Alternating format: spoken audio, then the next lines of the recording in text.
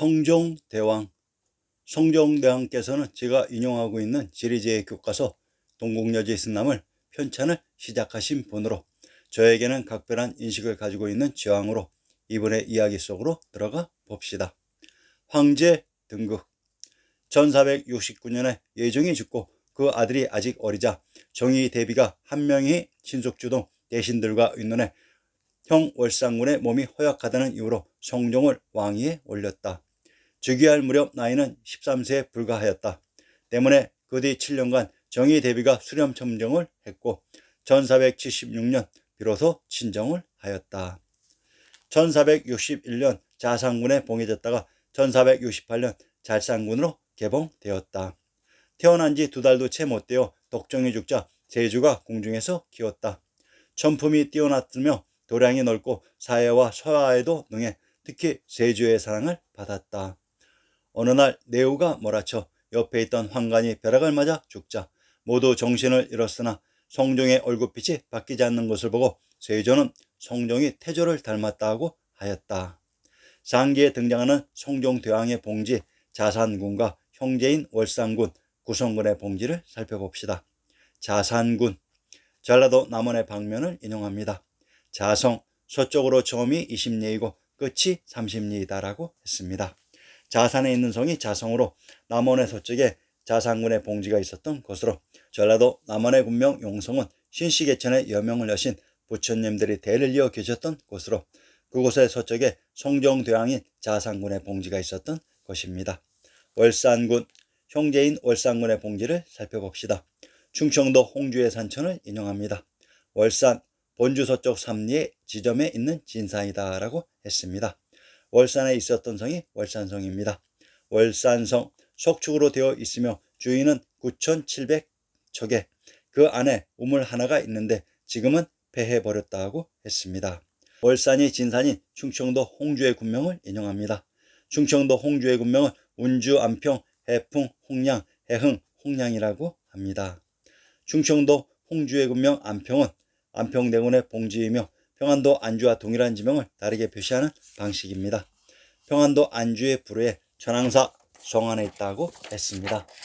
평안도 안주의 성안에 천황님이 계셨던 천황사가 있었던 곳입니다. 자, 월산에 있었던 성이 월성인 것은 지리의 기본 상식입니다. 경상도 경주의 군명을 동경 월성이라고 합니다. 바로 신시계천의 무대 천황님이 계셨던 탕구루의 터인 탕구투가 경주로 성종대왕과 형제인 월산군이 천황님이 계셨던 곳에 서로 가까이에서 봉지를 가지고 있었습니다. 구성군. 평안도 귀성의 군명을 귀주 만년이라고 합니다.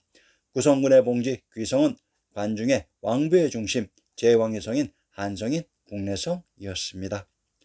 경국대전. 성종이 이룩한 큰 업적 중 하나는 조선 왕조 통치 체제의 근간이 되는 경국대전을 반포한 일이다.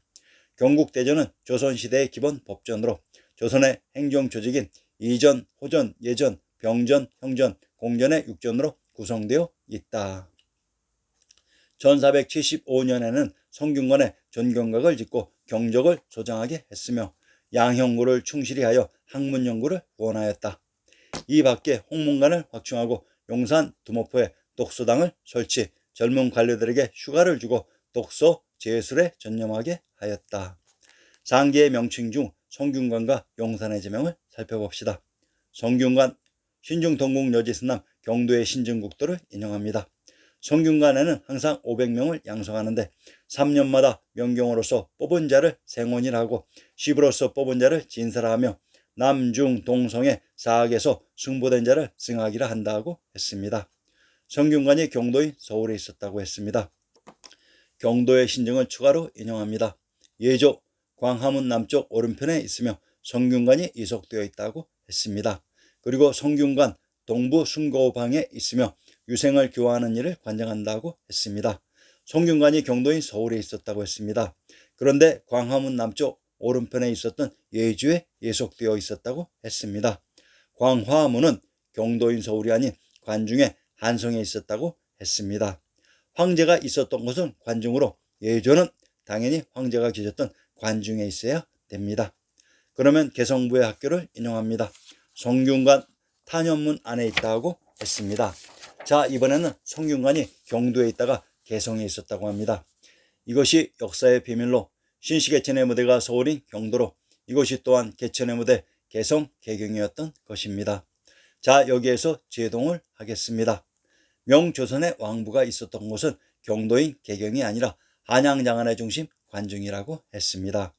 그리고 경복궁과 광화문 역시 서울이 아닌 관중에 있었습니다. 인재를 양성하고 황제를 보편하는 송균관 역시 관중에 있어야 되는 것은 기본 상식으로, 한양과 서울을 일체화시키는 조작으로 관중에 있었던 송균관을 서울인 개경에 있었다고 조작했던 것입니다. 용산의 지명을 살펴봅시다. 경도의 산천을 인용합니다. 금수봉은 멀리 우뚝한 용산에 접하고 부병루는 밑으로 도도한 폐수를 굽어본다. 금수봉은 평양의 진산 금수산으로, 이것이 서울의 용산과 접하였다고 합니다. 도저히 현재의 지리적인 감각으로는 상상이 되지 않는 장면이나 실제는 평양에 가까운 곳이 경도였던 것입니다. 신중동국 여지스남 경도의 신중국도를 인용합니다.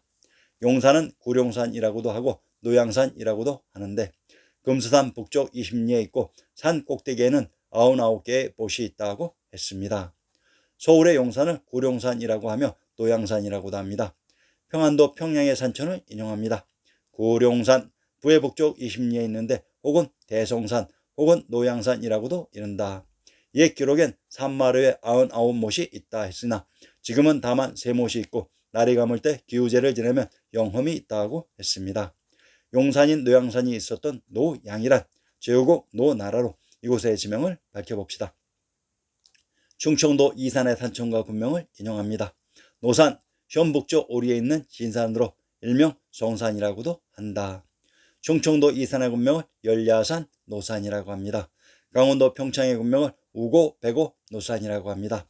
노산이란 이곳이 제후국 노나라가 있었던 곳으로 노산을 성산이라고 합니다. 성산이란 단순히 성이 있는 산을 지칭하는 일반 명사가 아니라 오직 하나뿐인 고유명사입니다. 평안도 송천의 군명을 비류 절범부여 송주라고 합니다.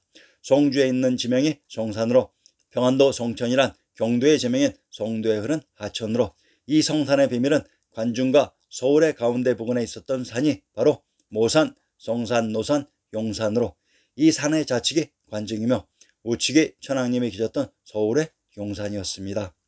송균관, 홍문관과 관련된 용산이란 관중 지역이었습니다. 폐비 윤씨.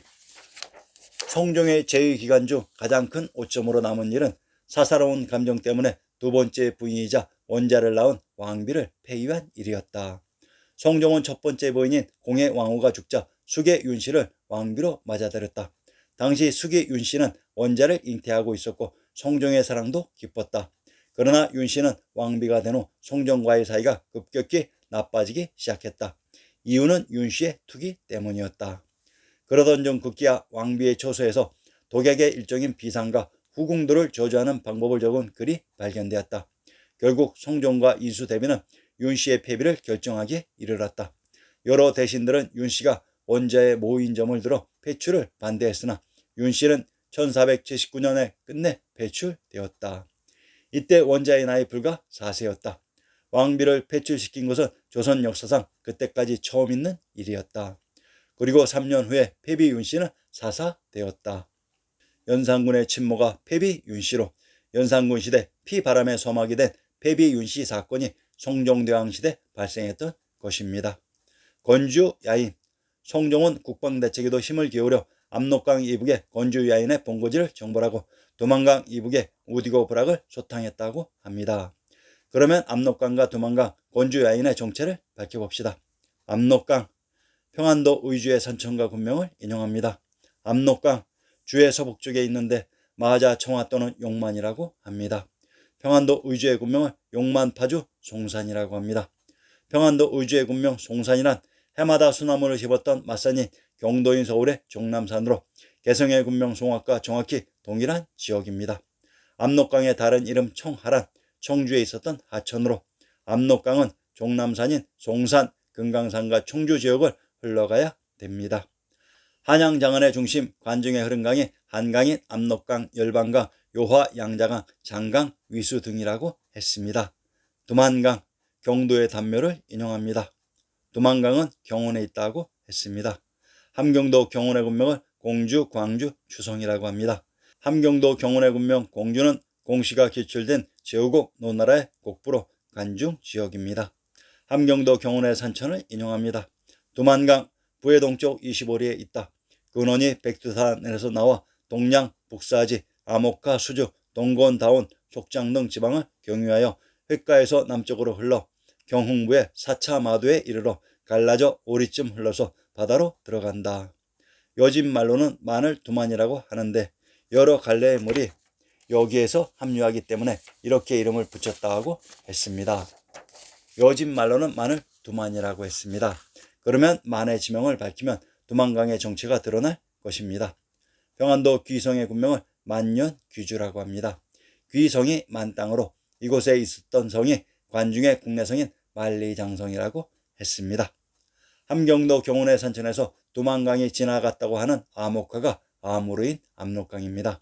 그러면 압록강과 두만강은 동일한 강이었는데 다르게 불렀다는 논증이기도 합니다. 함경도 회릉의 산천을 인용합니다. 풍산천 부해 남쪽 20리에 있다. 전개현의 골짜기에서 나와 풍산부를 경유하고 부해성 서쪽을 경유하여 알목화가 되어 두만강으로 들어간다. 두만강 부해 북쪽에 있다고 했습니다. 풍상천이 알목화라고 했는데 알목화는 압록강으로 압록강이 두만강으로 들어간다고 합니다. 현재의 압록강은 직접 서해로 두만강은 동해로 흘러 서로 만나는 경우가 전혀 없습니다. 자, 그러면 실제의 역사에서 압록강이 바로 두만강이었는데 현재의 백두산의 지명을 이입하면서 그 백두산의 서쪽과 동쪽으로 두 개의 강이 상반되게 흘러가니 서쪽은 암으로인 압록강으로 동쪽은 두만강으로 지명 이입했던 것 같습니다. 역사 속 압록강과 두만강은 같은 강입니다. 건주 야인 중국 나라 때에 남만주의 건주 지역에 흩어져 살던 여진족인 건주 여진의 다른 명칭 야인을 여진이라고 합니다. 자, 우선 여진의 바른 의미를 살펴보고 역사 속으로 들어가 봅시다. 여진은 천하의 중심 천주와 왕부가 있었던 관중의 요양과 압록강에 있었던 사람들을 요인, 아랄의 주변 사람을 의미하는 라오인이라고 불렀습니다. 아랄, 야루, 얄루, 요라는 말은 결국 스키타이 아리안이라는 말이었습니다. 여진이란 역사를 조작한 세력인 현 자펜 말로 진을 사람이라고 합니다. 조선인을 조센진이라고 합니다. 여진이란 바로 여인인 고려인이었습니다. 건주에 있는 능호가 건능으로 경기도 수원 도호부의 능호를 인용합니다. 건능, 화산의 남쪽인데 종종대왕의 능이다라고 했습니다. 화산은 한양의 삼각산인 화산으로 화산의 남쪽이란 압록강이 흐른 관중 지역으로 이곳에 있었던 코리안들이 건주 야인으로 조작되었습니다.